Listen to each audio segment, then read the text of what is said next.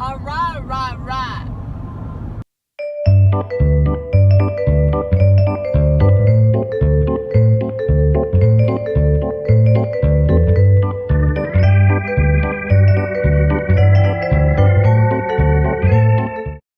So the next state we went to was Texas.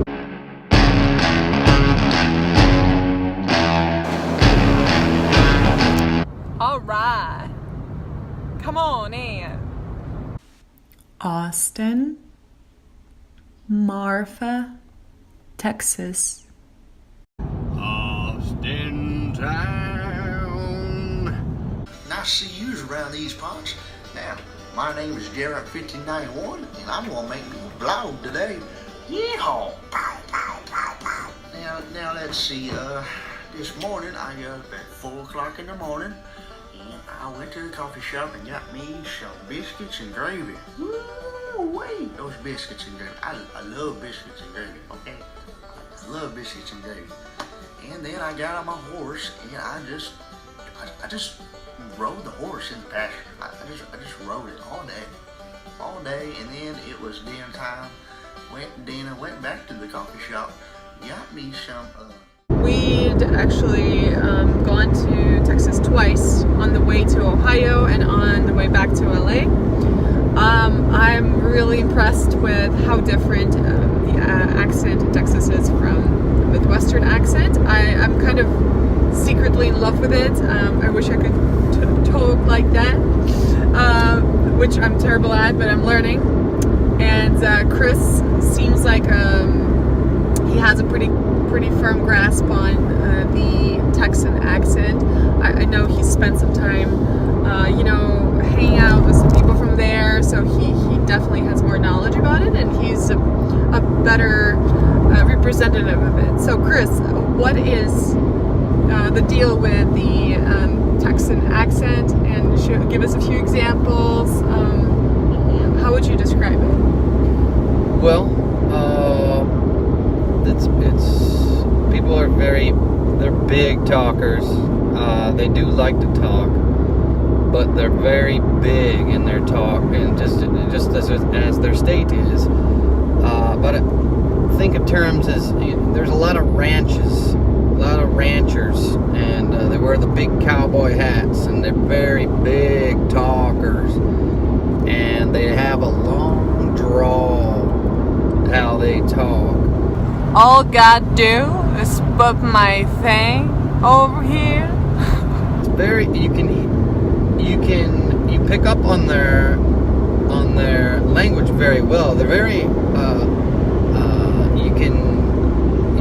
you can understand them very well, but they're just very big and very just like the land in the sky is very big, like a rancher.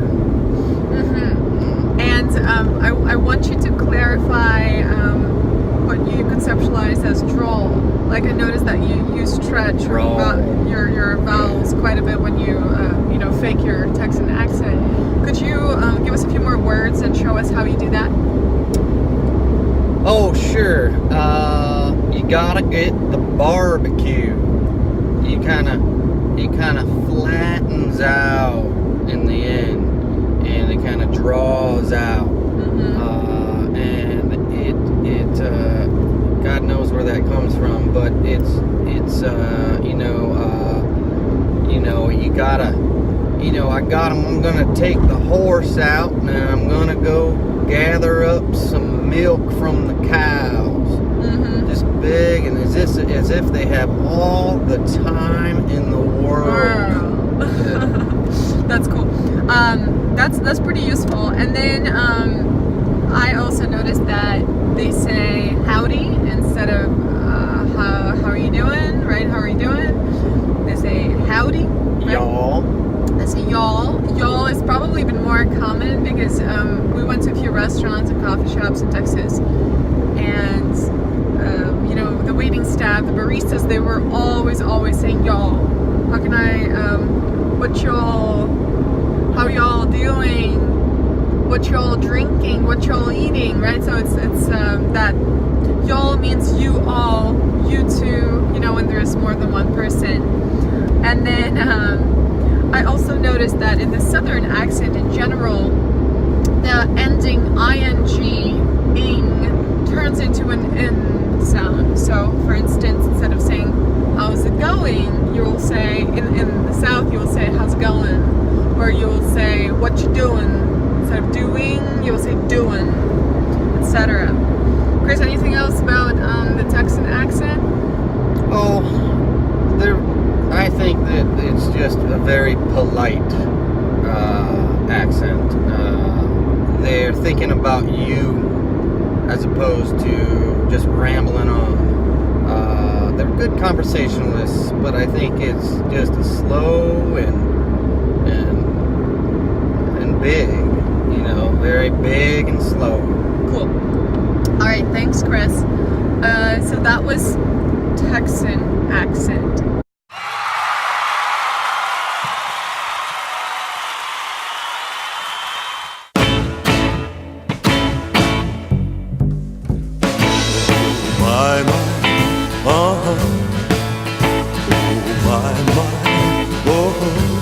Well, here we go. It went like this. We're in Memphis. Yeehaw! Woo! Yeah.